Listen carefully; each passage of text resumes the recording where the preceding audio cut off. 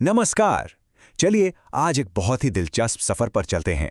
ये सफर है पौधों की बीमारियों के इतिहास का। हम देखेंगे कि कैसे हम इंसानों की समझ, जो कभी अंधविश्वास पर टिकी थी, वो कैसे धीरे धीरे आज के मॉडर्न साइंस तक पहुंची है। तो इस सफर का हमारा रोड मैप क्या है?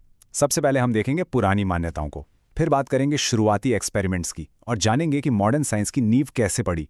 उसके बाद हम डी बेरी के शानदार काम को समझेंगे और आखिर में कुछ जरूरी साइंटिफिक शब्दों पर भी नजर डालेंगे। तो हमारी कहानी की शुरुआत होती है प्राचीन ग्रीस से। यहाँ हम मिलते हैं वनस्पति विज्ञान के जनक यानी फादर ऑफ बॉटनी थियोफ्रेस्टस से और देखते हैं कि उन्होंने क्या ऑब्जर्व किया। थियोफ्रेस्टस ने एक किताब लिखी थी, इंक्वायरी इनटू प्लांट्स। अब मजे की बात सुनिए। उनका मानना था कि पौधों में बीमारियां बस यूं ही अपने आप हो जाती हैं, स्पॉन्टेनियसली, मतलब कोई बाहरी कारण नहीं। और ये सब उन्होंने सिर्फ देखकर बताया था, कोई एक्सपेरिमेंट वगैरह नहीं किया था। लेकिन यहाँ कहानी में एक बहुत ही इंटरेस्टिंग ट्विस्ट है।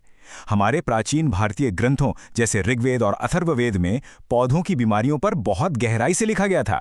सुरपाल की वृक्षायुर्वेद में तो बीमारियों को इंटरनल और एक्सटर्नल कैटेगरी में बांटा गया था। और सबसे बड़ी बात, ये माना गया था कि बाहरी बीमारियां माइक्रो ऑर्गेनिजम्स यानी सूक्ष्म जीवों से होती हैं। ये वाकई हैरान करने वाली बात है। मतलब सोचिए, जो जर्म थ्योरी का कॉन्सेप्ट कि बीमारियां सूक्ष्म जीवों से होती हैं, भारत में हजारों साल पहले ऋग्वेद में था, वही आइडिया यूरोप में ठीक से एक्सेप्ट होने में 1800s तक का वक्त लग गया। That's thousands of years ahead. कितना बड़ा गैप है ना। थियोफ्रेस्टस के बाद ऐसा लगा जैसे साइंटिफिक सोच पर लगभग 2000 साल के लिए ब्रेक लग गया। अब बीमारियों का कारण देवताओं का गुस्सा या सितारों का असर या फिर अंधविश्वास को माना जाने लगा। जैसे कि रोमन लोग अपनी फसलों को रस्ट की बीमारी से बचाने के लिए रोबिको नाम के एक देवता को खुश करने के लिए रोबिगालिया नाम का त्योहार मनाते थे। चलिए अब टाइम में थोड़ा आगे बढ़ते हैं और देखते हैं कि कैसे एक्सपेरिमेंट्स की पहली चिंगारी ने इन पुरानी सदियों से चली आ रही मान्यताओं को चैलेंज करना शुरू किया। तो यहाँ एंट्री होती है पियर एंटोनियो मिशेली की।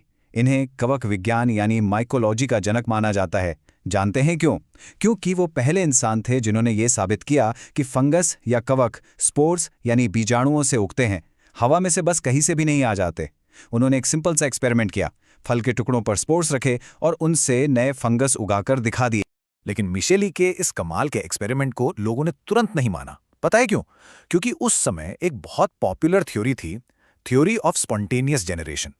मतलब लोग मानते थे कि जिंदा चीजें बेजान चीजों से अपने आप पैदा हो सकती हैं। अच्छा, तो मिशेली ने जो फंगस उगते हुए देखा था, उसकी जो मेन बॉडी होती है उसे थैलस कहते हैं। ये असल में पतले पतले धागों जैसी संरचनाओं का एक जाल होता है। अब कहानी में अगला बड़ा कदम उठा रहा मैथ्यू टिलेट ने। अपने एक्सपेरिमेंट से उन्होंने ये तो साबित कर दिया कि गेहूं की बंट बीमारी फैलती है, मतलब संक्रामक है। उन्होंने दिखाया कि जिन बीजों पर काला पाउडर लगा था, उनसे बीमार पौधे हो गए। लेकिन वो सच के बहुत करीब आकर भी चूक गए।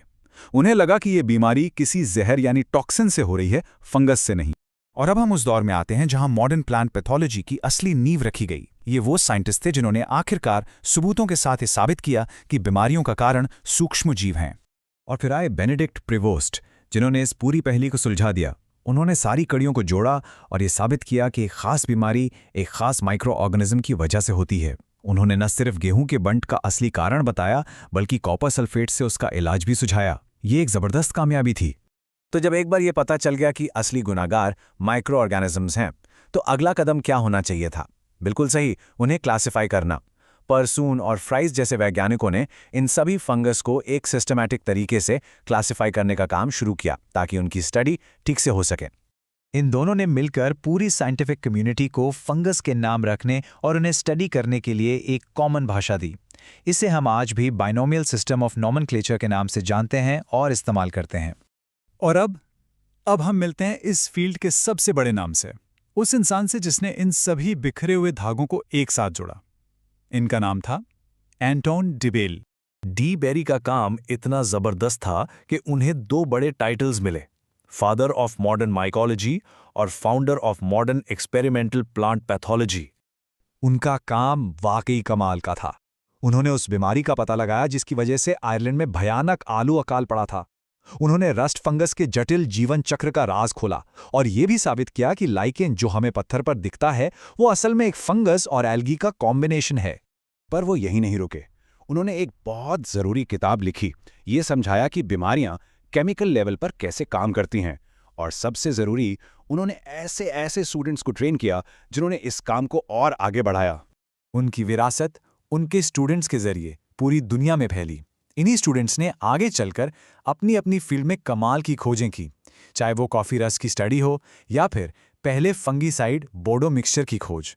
चलिए अब आखिर में कुछ उन ज़रूरी साइंटिफिक टर्म्स को समझते हैं जो इन महान वैज्ञानिकों ने हमें दिए। ये डी बेरी की एक और शानदार खोज है। उन्होंने बताया कि कुछ रस्ट फंगस बहुत ही स्मार्ट होते हैं। उन्हें अपना लाइफ साइकिल पूरा करने के लिए 2 अलग-अलग अनरिलेटेड पौधों की ज़रूरत होती है। जैसे गेहूं का रस्ट, उसे जिंदा रहने के लिए गेहूं और बारबेरी दोनों पौधों की ज़रूरत पड़ती है। ये कॉन्सेप्ट मार्शल वार्ड ने दिया था। ये हमें समझाता है कि कैसे बीमारियां एक ब्रिजिंग होस्ट का इस्तेमाल करके अलग अलग तरह के पौधों के बीच फैल सकती हैं। ये होस्ट आप समझ लीजिए 2 अलग अलग आबादी के बीच एक पुल, एक ब्रिज का काम करता है। तो सवाल ये है कि भाई ऑल्टरनेट होस्ट और कोलैटरल होस्ट में आखिर फ़र्क क्या है? देखिए बड़ा सिंपल है। ऑल्टरनेट होस्ट वो है जिसके बिना पैथोजन का लाइफ साइकिल पूरा हो ही नहीं सकता। इट्स एसेंशियल, बिल्कुल ज़रूरी। और कोलैटरल होस्ट वो बस एक टेम्पररी स्टॉप है, एक टेम्पररी घर जो उसे जिंदा रहने में मदद तो करता है पर उसकी जीवन चक्र के लिए ज़रूरी नहीं है। और बस इसी के साथ हम अपने सफ़र के अंत पर आते हैं। कहाँ से शुरू किया था हमने, याद है? देवताओं को खुश करने वाले त्योहारों से, और कहाँ पहुंच गए? सूक्ष्म जीवों की इस कॉम्प्लेक्स दुनिया को समझने तक। यही तो है साइंस की असली ताकत, जो हमें उन अदृश्य दुश्मनों को देखने की और हाँ, उनसे लड़ने की भी शक्ति देती है।